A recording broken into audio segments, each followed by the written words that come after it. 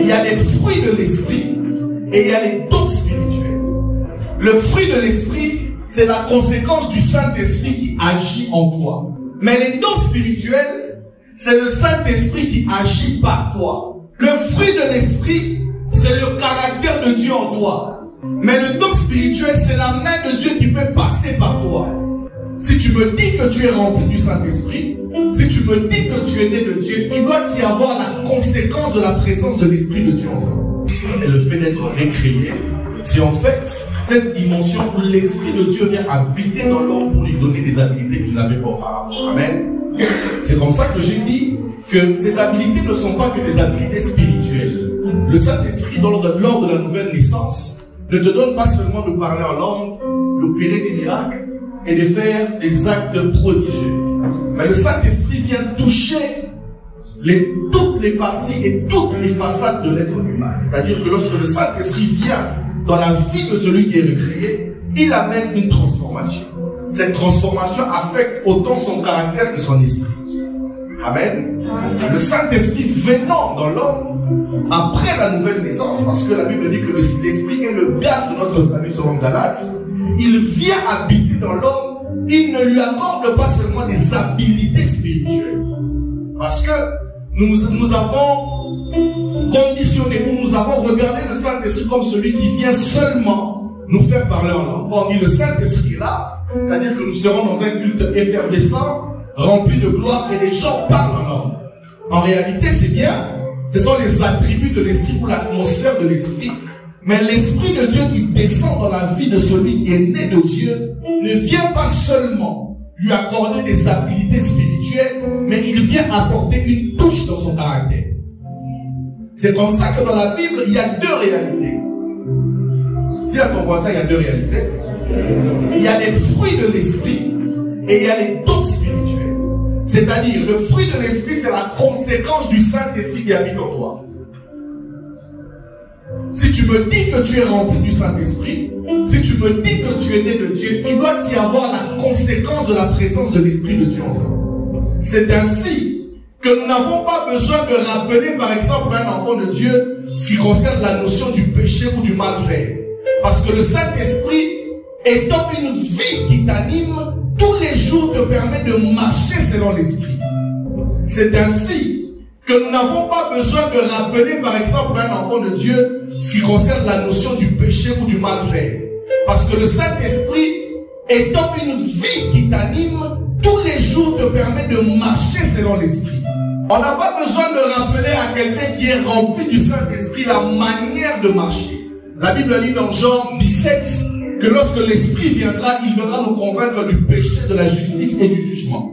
C'est-à-dire que l'Esprit de Dieu habitant dans l'homme, il lui accorde un trait de caractère qui lui permet de marcher selon l'Esprit. Alléluia. Je dis toujours, si nous répétons à quelqu'un tous les jours la manière de marcher, peut-être que nous avons affaire à quelqu'un qui n'est pas encore né de nouveau. C'est-à-dire que la nouvelle naissance te donne d'avoir un trait de caractère qui dépend de celui qui a dominé sur toi. 2 Pierre est en train de dire, car chacun est esclave, 2 Pierre 22, car chacun est esclave de ceux qui a triomphé de lui. Pour celui qui est triomphé par le Saint-Esprit, pour celui qui est triomphé par l'Esprit de Dieu, il y a une marche que l'Esprit de Dieu le communique. Quelqu'un me dit Amen. Amen. Ainsi, je disais que les fruits de l'Esprit sont la conséquence de la présence du Saint-Esprit dans la vie de celui qui a reçu cette nouvelle naissance. Les deux réalités sont telles que nous avons un couloir où l'esprit de l'homme connaît une transformation qui lui donne des habilités spirituelles que vous appelez dons spirituels. Parce que lorsque l'esprit vient, il vient avec des dons, il vient avec des capacités surnaturelles. C'est comme ça que quelqu'un qui est né de nouveau peut chasser les démons, peut parler en langue, peut interpréter les langues, peut guérir les malades. Alléluia. Il peut faire tous ces actes spirituels. Mais le Saint-Esprit ne s'arrête pas seulement là. Puisqu'il habite en toi, il te donne de vivre un trait de caractère que tu n'avais pas auparavant. C'est ainsi que Galates essaie de les éclairer. Il dit, les fruits de l'esprit, c'est Il dit c'est l'amour, la joie, la paix, la patience, la bonté, la bénignité, la fidélité, la douceur et la tempérance. C'est-à-dire que ce sont des conséquences de la présence du Saint-Esprit dans un homme. En réalité, ce que la Bible essaie de nous dire, c'est que sans le Saint-Esprit, par exemple, il est impossible pour un homme d'être heureux. Une parenthèse, c'est-à-dire que rien de ce qui est sur la terre ne peut accorder le bonheur. Le Saint-Esprit dans un homme te donne la capacité d'être en paix. C'est-à-dire que rien de ce que tu peux obtenir sur la terre ne peut te donner la paix. Le Saint-Esprit dans la vie d'un homme vient te donner un caractère de patience. Il n'y a aucune maîtrise que tu obtiendras en dehors du Saint-Esprit. Il viendra te donner la capacité d'être patient. Alléluia. Alors ici, ce soir, j'aimerais faire une démarcation entre ces deux réalités. Les dons spirituels et l'esprit de l'esprit. Alléluia. Suis-moi s'il te plaît. Tu écris, si tu écris dons spirituels, 2 points. Tu laisses un espace, et puis tu écris fruit de l'esprit, 2 points. Tu laisses un espace. Je disais que le fruit de l'esprit, c'est la conséquence du Saint-Esprit qui agit en toi. Mais les dons spirituels, c'est le Saint-Esprit qui agit par toi. Je répète, le fruit de l'esprit, c'est le Saint-Esprit qui agit en toi. Mais le don spirituel, c'est le Saint-Esprit qui agit par toi. Deuxième nuance, le fruit de l'esprit, c'est le caractère de Dieu en toi. Le don spirituel, c'est la main de Dieu qui peut passer par toi. Le fruit de l'esprit, c'est la preuve que tu as été vaincu par Dieu. Mais le don spirituel, c'est la victoire de Dieu sur les œuvres du malin. C'est-à-dire que celui qui a les dons spirituels peut vaincre sur les œuvres du malin. Il peut chasser les démons. Il peut faire des actes prodigieux. Alléluia. Par le fruit de l'esprit, on peut voir Dieu marcher avec toi. Par les dons spirituels, on peut voir Dieu se manifester par toi. C'est-à-dire qu'il n'y a jamais l'un sans l'autre. Si tu dis que Dieu se manifeste par toi, nous devons voir un Dieu qui sait aussi marcher avec toi. Dans ton caractère et dans ta vie de tous les jours. Les fruits de l'esprit, c'est l'agneau. Les dons spirituels, c'est le lion. Alléluia. Le fruit de l'esprit, c'est la vie de Dieu en toi. Mais les dons spirituels, c'est la puissance de Dieu sur toi.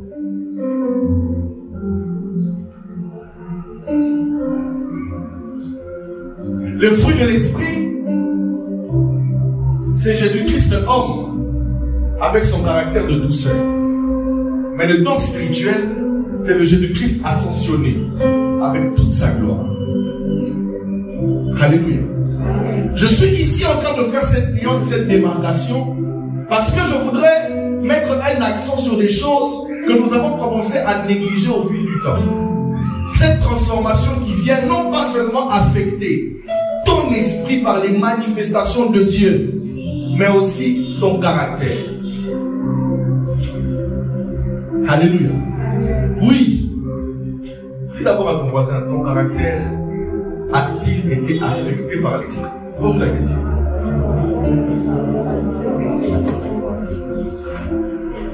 Ou tu es encore colérique, ou tu es encore animal.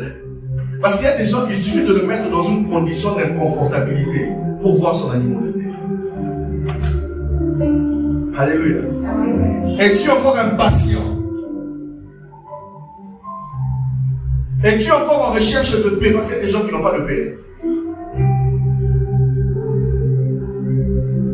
Es-tu encore dans un confort d'ego? Parce que la Bible dit ne cherchons pas une vaine gloire, le verset 26 de Galates 5. Ne cherchons pas une nouvelle gloire en nous provoquant les uns les autres. Es-tu encore en position d'écho? Alléluia. L'année passée, j'ai dit, il y a des gens à qui on ne parle pas à n'importe moment. Et quand tu veux être moi, on ne me parle pas comme ça. Alléluia. Es-tu encore suffisamment, es-tu encore une personne suffisante au point de ne pas recevoir conseil ni réprimande?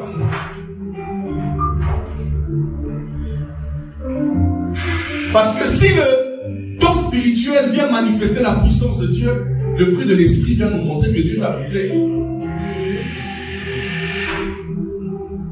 Alléluia. Autant tu es puissant, autant tu dois être brisé. Autant tu es fort, autant tu dois être doux. Autant tu as la nature du lion, autant tu dois avoir le caractère de l'agneau. Autant tu manifestes Dieu, autant ton caractère doit refléter Dieu.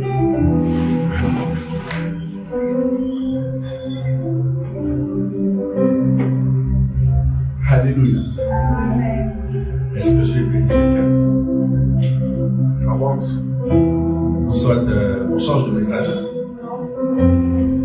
On change de message. On va aller dans la précipitation. Tu auras ton visa. Dis amen. Amen. Tu auras de l'enfant. Amen. Tu vas te marier cette année. Amen. Alléluia. Amen. Malheureusement, j'ai une mauvaise nouvelle pour toi. L'évangile ne promet pas de réussite dans la vie. L'évangile ne promet pas la richesse. Si on t'avait peut-être on t'avait menti. L'évangile n'est pas là pour te rendre riche. Jésus n'est pas monté à la croix pour que tu deviennes riche. Le jour où Jésus montait à la croix, il y a des gens qui devenaient millionnaires. Le même jour. Le jour où il montait à la croix, il y a des gens qui se mariaient. Le même jour. C'est-à-dire que le monde fonctionnait. C'était à un point de Golgotha qu'un homme mourait de 33 ans. Mais le jour où Jésus-Christ mourait à la croix, il y a des femmes qui donnaient vie. Et Jésus n'est pas monté à la croix pour que tu aies des enfants. Il n'est pas monté à la croix pour que tu te maries. Il n'est pas monté à la croix pour que tu aies un visa. L'absence du mariage ne te fera pas rater le ciel. L'absence des enfants ne te fera pas rater le ciel. L'absence du travail ne te fera pas rater le ciel. L'absence du diplôme ne te fera pas rater le ciel. Mais l'absence de Christ te fera vivre le ténèbre d'abord sur la terre. Et puis, après le monde, tu vivras dans le ténèbre. Alléluia. Tiens, ton voisin, je disais, de la même manière que la puissance de Dieu agit avec toi, le caractère de Dieu doit agir en toi. C'est-à-dire qu'il n'est pas possible qu'on ait un frère qui prophétise beaucoup, mais qui est impoli. Vous voyez la nuance, hein? C'est-à-dire, quelqu'un qui prophétise beaucoup, mais qui n'est pas poli. Par exemple, c'est juste un exemple. On ne peut pas avoir quelqu'un qui peut guérir les malades et être un extrême colérique. On ne peut pas avoir quelqu'un qui parle en langue, mais être un fervent orgueilleux. Si le Saint-Esprit te donne des habilités spirituelles, il va changer ton caractère. Vous savez pourquoi vous ne savez pas transmettre votre évangile, même dans votre entourage? C'est parce que votre caractère, la Bible dit, ayez au milieu des païens une bonne conduite, afin que même là où ils ne croient pas au Seigneur, qu'ils glorifient Dieu par votre caractère. Je dis bon, moi je ne veux pas à l'église, mais le frère ici il est quand même sérieux. Alléluia. Je me souviens, j'étais à l'université à l'époque, quand on faisait des interrogations, que j'ai étudié ou que je n'ai pas étudié, je me mettais toujours devant. Vous savez pourquoi? J'évitais, moi je modérais à la faculté, l'écriture matinale. Alors j'évitais que je sois dans un endroit où les gens sont en train de tricher. Parce que même si tu ne triches pas, une fois que tu te retrouves là-bas, on va dire que je fais quoi? Je triche. Alors qu'est-ce que je faisais? Je me mettais devant pour que je ne sois pas mêlé à des problèmes. Un jour, un assistant m'a regardé, je n'avais vraiment rien écrit. C'est-à-dire, j'ai écrit mon nom, j'ai regardé la feuille, j'ai dit Seigneur, oh, je suis bon entre nous. Je vous dis que non. Depuis que je suis né, je n'avais jamais vu un questionnaire comme ça. C'était difficile. J'ai écrit mon nom, même 45 minutes, je peux regarder ma feuille. Et puis il vient. Ce que j'ai aimé, ce qu'il dit, il dit aux gens, il dit à un frère, je pense. Un autre frère, il dit, mais toi tu modèles, non? Pourquoi tu triches? Faites comme l'apôtre qui est là devant. Lui-même, s'il n'a pas de réponse, il va toujours devant. Il se moquait, mais en fait, il rendait témoignage de moi. La plupart des personnes ici ont du mal à, ne fût-ce que même pas prêcher l'évangile, mais inviter quelqu'un à l'église. Parce que leur vie de tous les jours, dis d'abord à ton voisin ta vie de tous les jours, ne reflète pas. Je ne parle pas ici d'une hypocrisie. Je parle de quelqu'un qui est rempli du Saint-Esprit. C'est différent. Parce que les choses de Dieu, ce n'est pas la morale. On n'essaye pas de changer. On subit la conséquence du Saint-Esprit. On ne s'efforce pas de bien se conduire. C'est le Saint-Esprit qui nous conduit. Et au milieu des païens, une bonne conduite.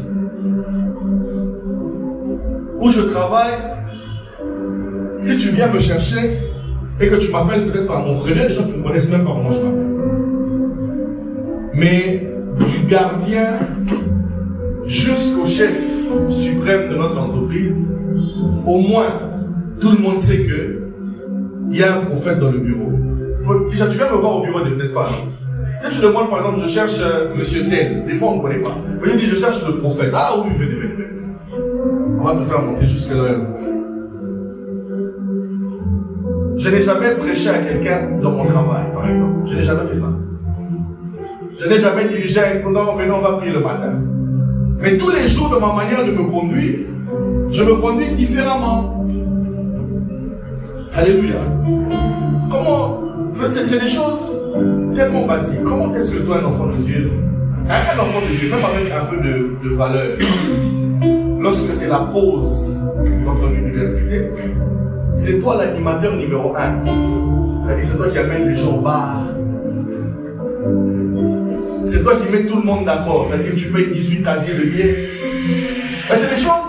Des fois, c'est dans les petites choses. Vraiment les petites choses que la vie chrétienne se vit. C'est comme ça que moi, je ne suis pas impressionné par quelqu'un qui parle en langue quand nous sommes en train de prier. Là, c'est l'atmosphère de la présence de Dieu. Même celui qui vit comme il veut peut subir l'atmosphère de la présence de Dieu.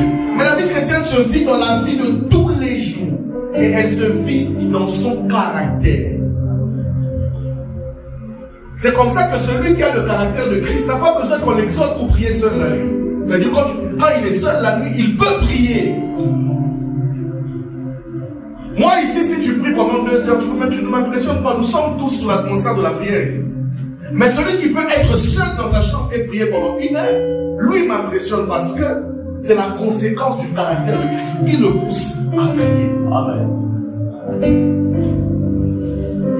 Si je dis en jeûne ici et que tu jeûnes, tu ne m'impressionnes pas. Mais celui qui peut prendre ne fût-ce qu'un jour la semaine pour jeûner, sans que quelqu'un ne l'exhorte à le faire, celui-là m'impressionne parce que c'est la conséquence de la vie de Dieu qui le pousse à un jeûne. Alléluia. Tu me dis que tu es quelqu'un que le Saint-Esprit a transformé. Je ne verrai pas les œuvres spirituelles seulement que tu manifestes, mais je verrai ton caractère de tous les jours. Alléluia. Amen.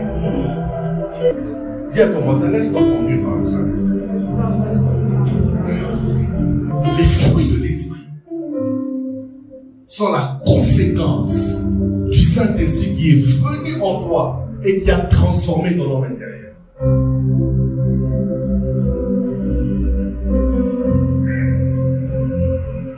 Ceux qui étaient les colériques d'hier sont devenus les doux d'aujourd'hui. Alléluia. Ceux qui étaient les... Il y a des gens, s'ils n'avaient pas cru au Seigneur, c'est des escrocs. Ceux qui étaient les escrocs et les menteurs d'hier sont devenus les prédicateurs d'aujourd'hui. La conséquence du Saint-Esprit qui a vaincu le caractère de l'homme. Tu veux vivre, tu te bats peut-être avec un péché, tu te bats peut-être avec ta vie de tous les jours. Le secret, c'est le Saint-Esprit qui vient habiter en toi et qui commence à te conduire.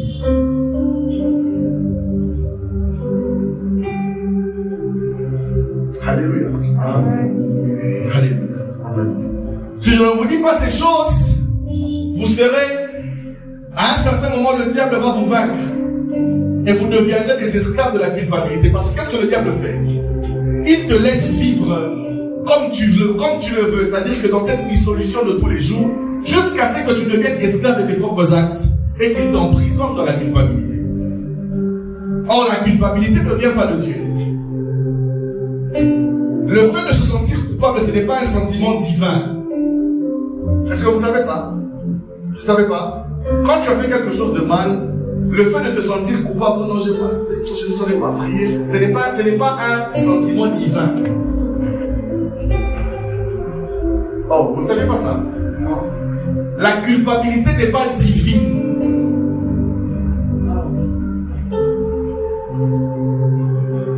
Parce que la culpabilité te condamne.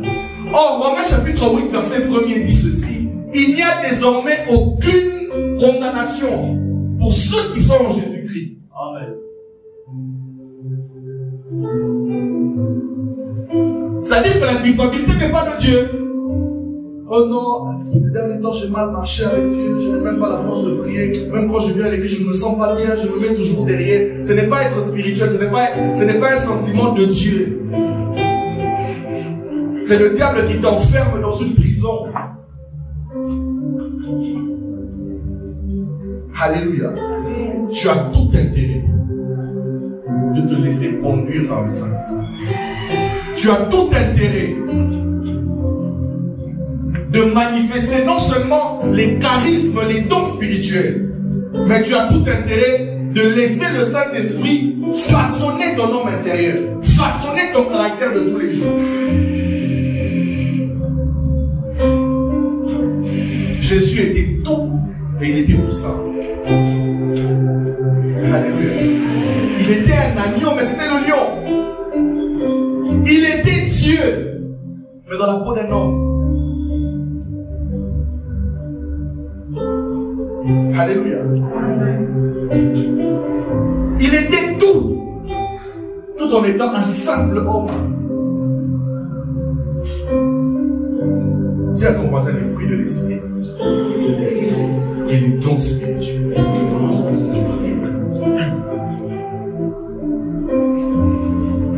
Nous sommes dans la génération de Joël 2:28. Dans les derniers jours, je répandrai de mon esprit toute chair, vos fils et vos filles prophétiseront. Et nous sommes dans cette effervescence de dons spirituels. Mais ne vous en faites pas, le Saint-Esprit ne vous donne pas seulement les dons. Le Saint-Esprit vient façonner votre caractère. Le Saint-Esprit vient vous donner une nouvelle vie dans votre marche de tous les jours.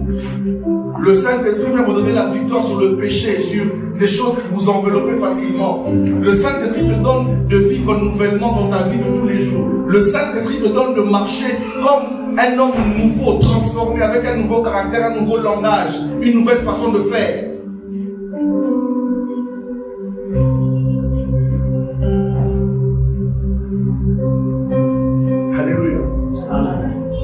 C'est comme ça que moi je ne crois pas, je vais finir d'ailleurs par là, à cette église cette église basée sur la morale. Ne mettez pas ça, ne portez pas ça, ne mettez pas les mini-jupes, ne faites pas ceci. Ça c'est la morale. Alléluia. Le Saint-Esprit, lorsqu'il vient nous convaincre sur la manière de marcher. Moi je ne fais pas des débats comme ça avec des gens. Non, est-ce que Dieu? Non. Celui qui a le Saint-Esprit n'a pas besoin qu'on lui dise ce qu'il doit faire ou ce qu'il ne doit pas faire. Le Saint-Esprit en lui sait le conduire.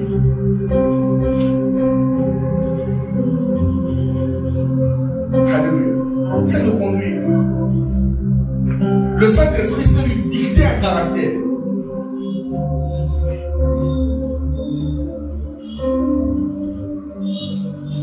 Dis à ton voisin, à partir d'aujourd'hui,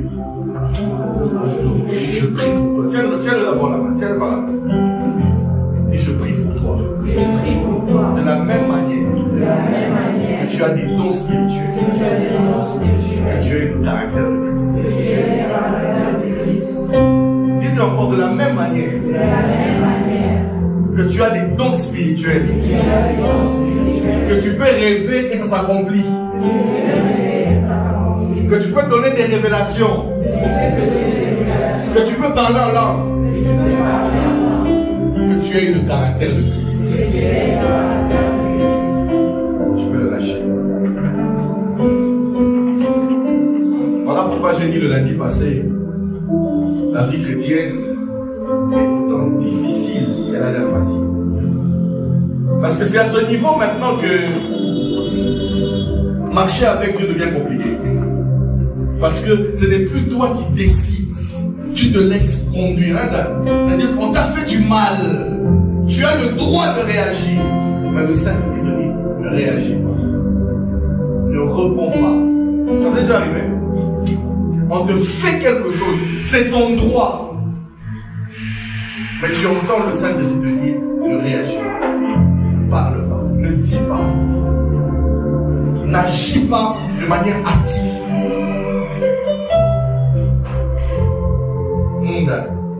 On t'a volé quelque chose. Tu as vu la personne. Le Seigneur te dit, pardonne. C'est là que ça devient compliqué. C'est facile dans son palais, tous ces cris gloire. Les autres, là c'est facile. C'est facile ici. Est-ce qu'on peut prier en langue? Rama, Shababa. C'est facile. Alléluia. Mais quand quelqu'un qui t'a blessé, le Saint-Esprit te demande de le pardonner. C'est autre chose. Hein? Quand le Saint-Esprit te dit, aimez vos ennemis. Faites du bien à ceux qui vous font du mal. Aimez ceux qui vous persécutent. Bénissez. Ne maudissez pas. Ne retournez pas le mal par le mal. Ah, c'est compliqué. Hein, pasteur? Priez pour vos ennemis. C'est-à-dire que quelqu'un est mon ennemi. Mais je dois prier pour lui. Et la Bible va dire, quand ton ennemi a faim, donne-lui à manger. Ça, c'est difficile. Ça, ce n'est pas... Voilà pourquoi moi, je ne suis pas un effervescent. Moi, tout ce qui est effervescent dans les cultes, c'est des choses que je regarde avec beaucoup de pincettes.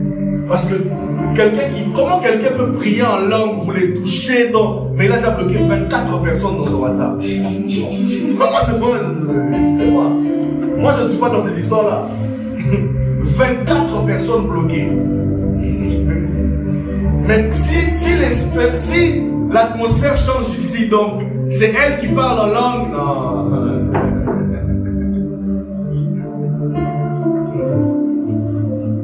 Moi, je ne crois pas à quelqu'un qui peut donner 24 prophéties, mais qui, dans la famille, ne parle pas à tout le monde.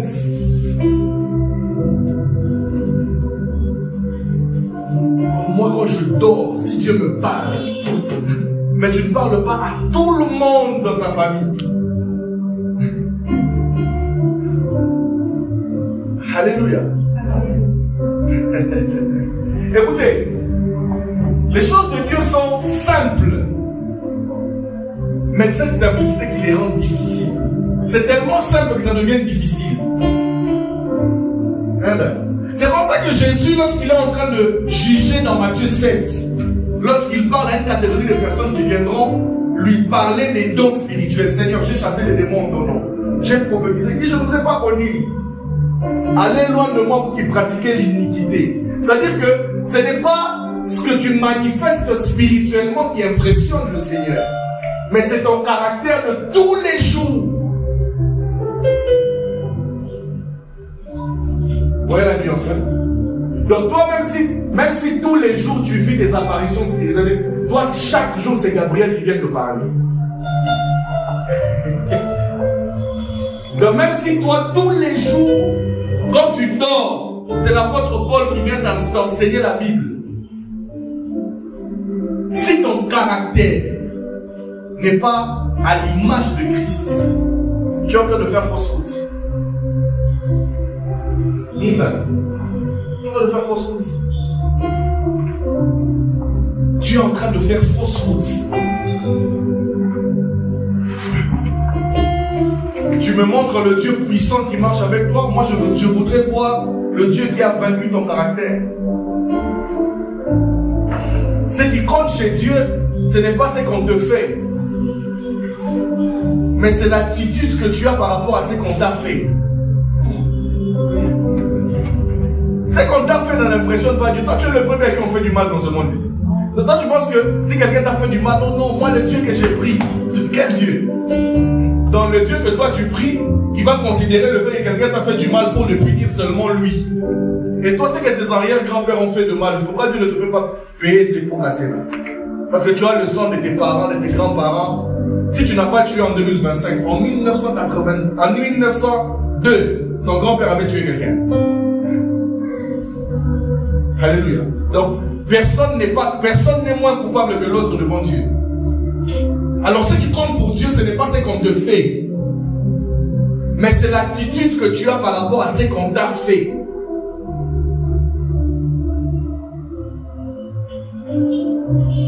C'est là que la vie chrétienne devient difficile. Elle devient difficile. C'est facile de prier dans un culte, mais c'est difficile de prier seul.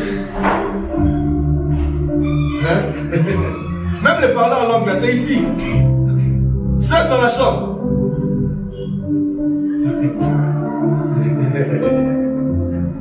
Alléluia. Moi, je connais des frères, 20 minutes, commence à ronfler. Dans la chambre, 20 minutes plus tard, c'est facile de prier ici.